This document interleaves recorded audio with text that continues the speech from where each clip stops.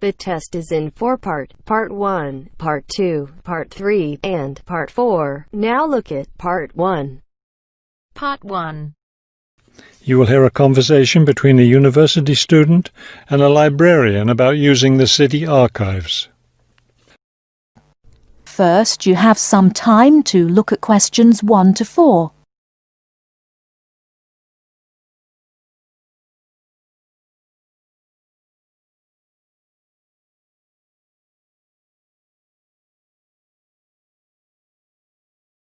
Now we shall begin. You should answer the questions as you listen, because you will not hear the recording a second time. Listen carefully and answer questions 1 to 4.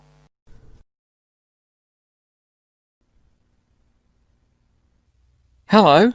I was wondering if you could give me some information about using the archives? I'd be happy to. Are you a resident of the city? Actually, I live just outside the city, but I study at the university downtown. That's fine. All you need to do is show your university identification card, and you can use the archives at no charge, as long as your ID card is current, of course. Yes, it's valid. So I don't have to pay anything? No, city residents pay an annual fee, but students can use the archives for free. Everyone else needs to get special permission from the director, but that doesn't apply to you, of course. Oh, good. I was also wondering about the schedule.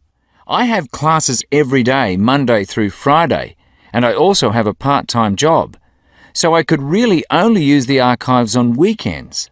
That's not a problem at all. We're open all weekend. Actually, the only day we're closed is Monday, so you can come any day, Tuesday through Sunday. Are you open in the evenings? Yes, we're open from 9:30 in the morning until 8:30 in the evening.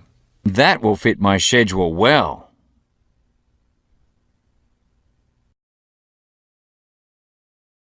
Before you hear the rest of the conversation, you have some time to look at questions 5 to 10.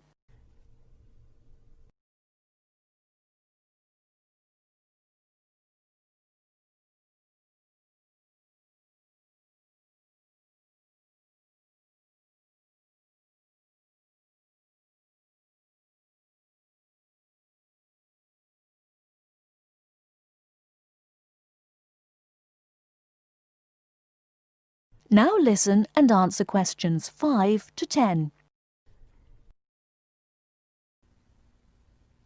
Is there something else I can help you with? Yes. One thing I'll be needing to see for one of my class projects is old photographs. Do you have photographs of the city in the 19th century that I could look at? Yes, we store all the photographs in the basement. Those stairs over there will take you down to the photography collection. Just tell the librarian there what you're interested in, and he'll help you. Those would be 19th century photographs? Yes, the entire collection is there.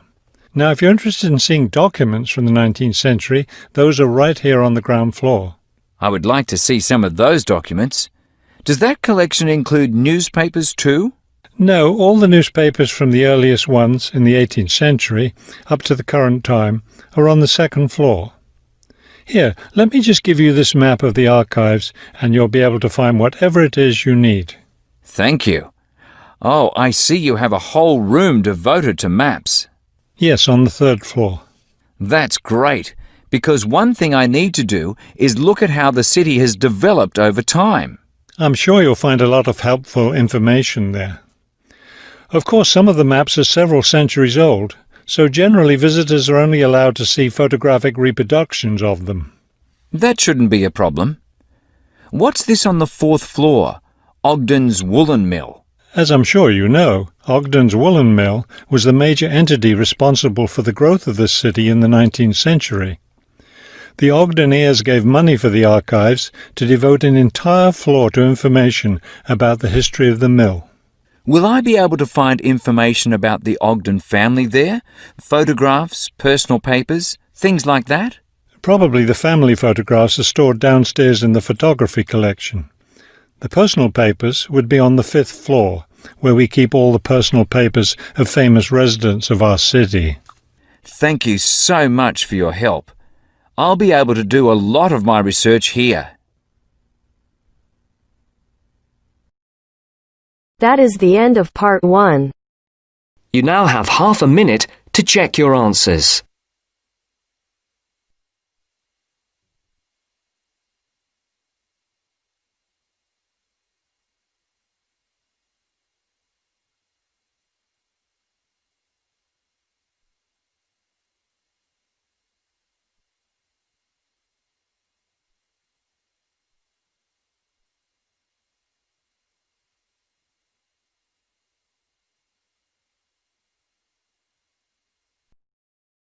Now turns to part 2. Part 2. You are going to hear a conversation. First, you have some time to look at questions 11 to 17.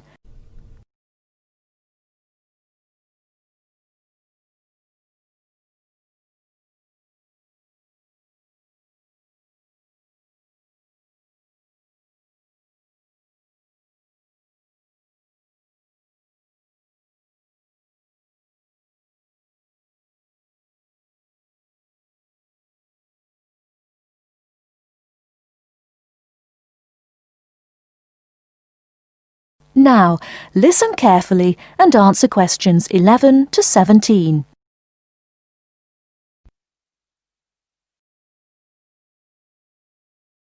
Rita speaking. What should I do for you?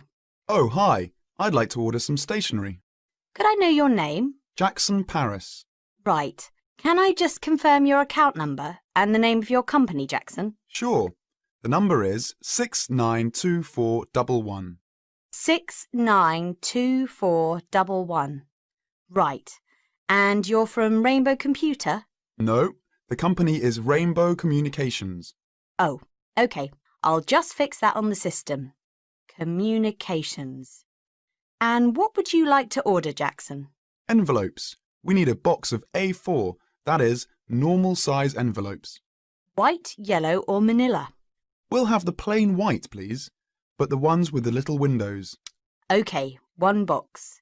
A4, white. Just 1 box, was it? On second thoughts, make those 2 boxes. We go through heaps of envelopes. As a matter of interest, are they made from recycled paper? No, you can't get white recycled paper. The recycled ones are grey, and they're more expensive actually. Right, we'll stick to white then. Something else, Jackson? Yes, we need some coloured photocopy paper. What colours do you have?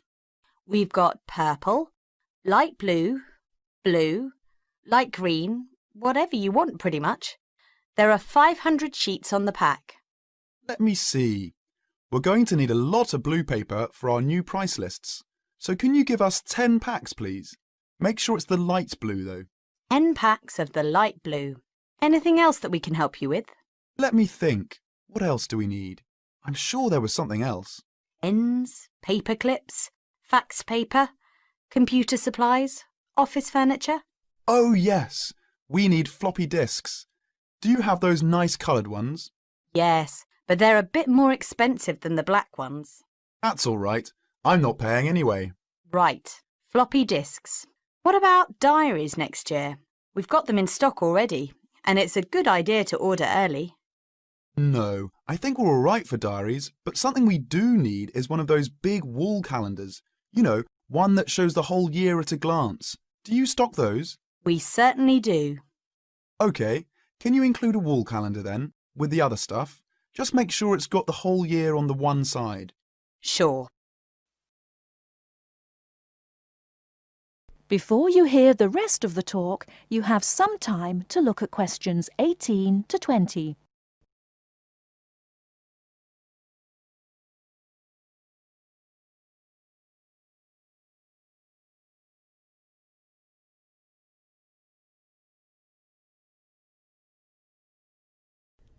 Now listen and answer questions 18 to 20. And do you have a copy of our new catalogue? No, I don't. But would you send one? Yes, I'll pop one in with the order.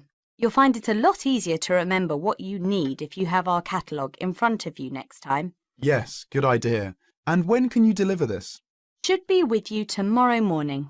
Can you make sure that it's not after 11:30 a.m? Because we have to go out at 12. There's only myself here on Fridays. Fine. I'll make a note in the delivery docket that they should deliver before 11:30. Thanks very much. Thanks. That is the end of part 2. You now have half a minute to check your answers.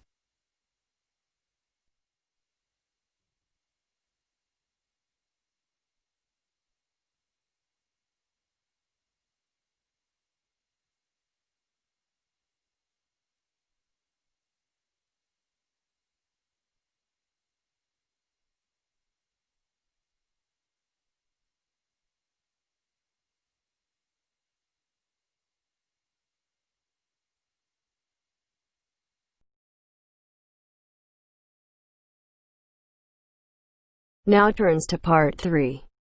Part 3. You are going to hear a conversation between Sally and Ben. They are new college students. You now have some time to read questions 21 to 25.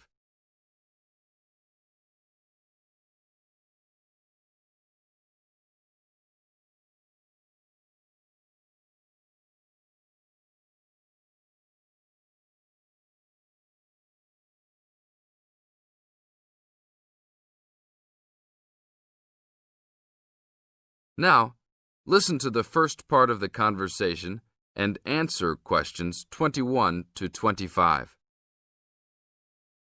Hi, Ben. Sally. How are you? Fine. I wondered if I'd run into you. When did you get here? I only arrived last night, just in time. I prefer to travel on Sundays to miss the working rush. I suppose you arrived in plenty of time. Oh, I've been here for 4 days now, so it must have been Thursday that I arrived. I like to have a good chance to look around and settle in. I should have come earlier too. I'm hoping to get a part-time job. Well, you've no time today, I suppose. Do you still plan to be an architect? Yes, it's what I've always wanted to do. And you were planning to do economics, weren't you? Yes, I was, but now I've decided on psychology instead. How many textbooks do you have to get? I've been given this long list, and I'm sure they'll cost a fortune. See? That looks a lot. It's longer than my list. Well, it's 14 all told. So I might use library copies instead of buying some of them. What about you? I'll probably buy the whole lot of mine because I only have 5 on my list, although I'm sure there are many more I'll have to read. Luckily, we don't have to read them all straight away. Have you got your class timetable yet? It came with the book list. When do your lectures start? Tuesday. That's tomorrow. How about yours? Oh, I've got an extra day, the day after yours start. Now you have some time to read questions 26 to 30.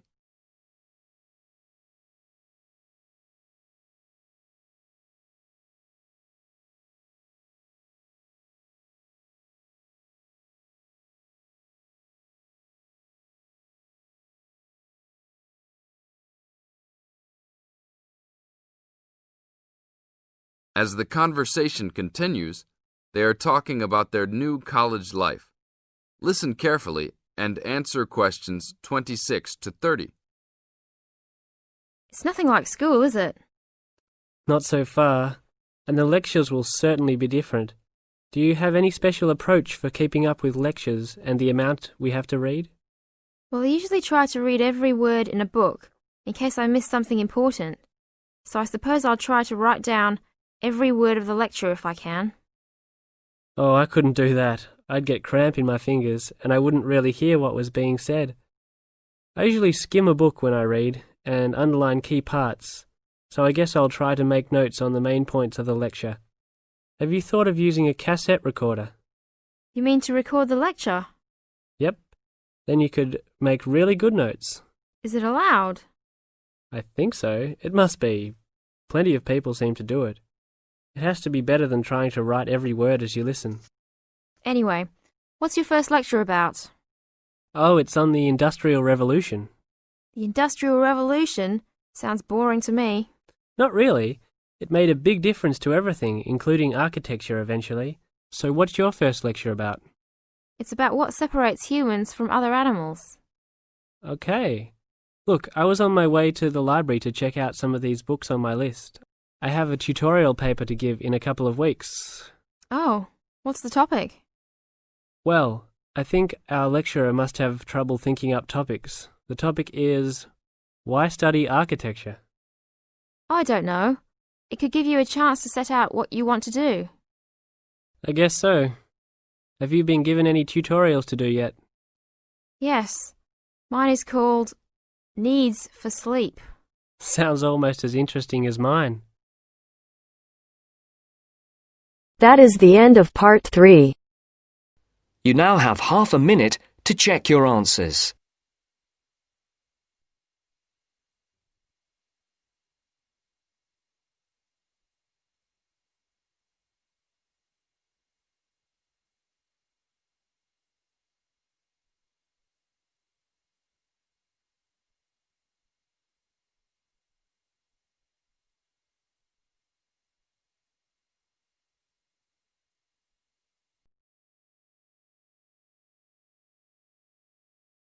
Now turns to part 4. Part 4. You are going to hear a talk on Canada. First, you have some time to look at questions 31 to 40.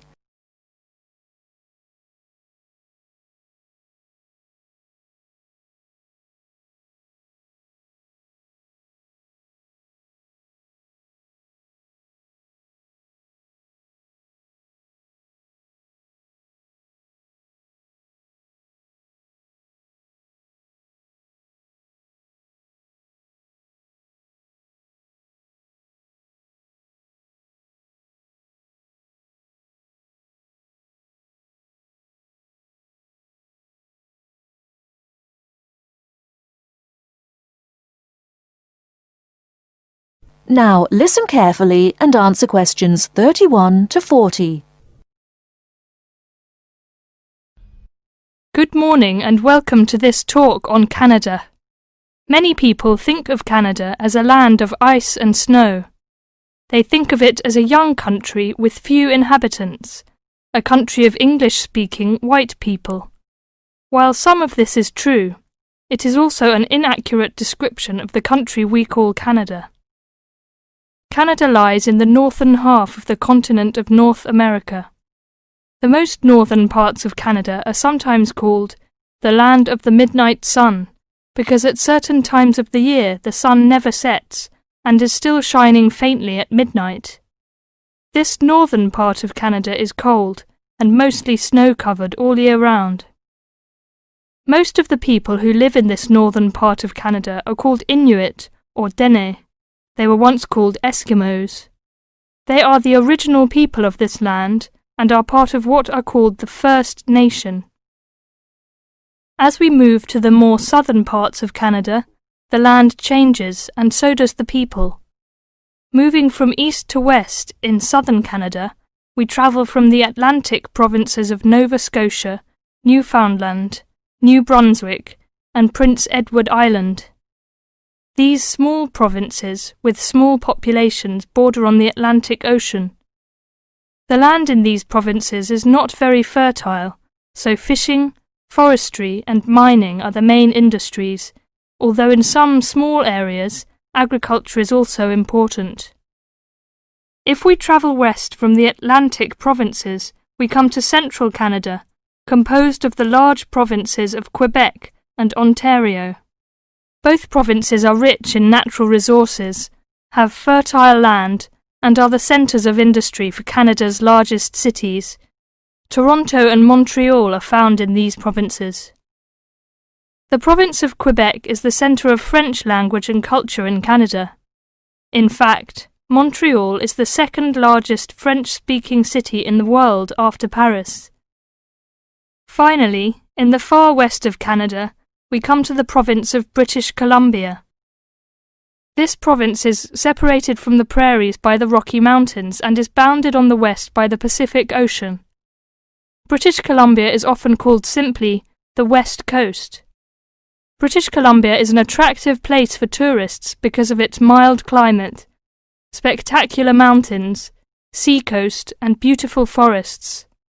Agriculture, forestry, shipping and fishing are major industries in British Columbia. The people of this land of Canada are as varied as its landscape. The original settlers, those we call the people of the First Nations, came from Asia by crossing the Bering Strait from Siberia to Alaska. In their new environment, they developed many new languages and cultures. In the 16th century, the first Europeans arrived in eastern Canada. They came from Britain and France.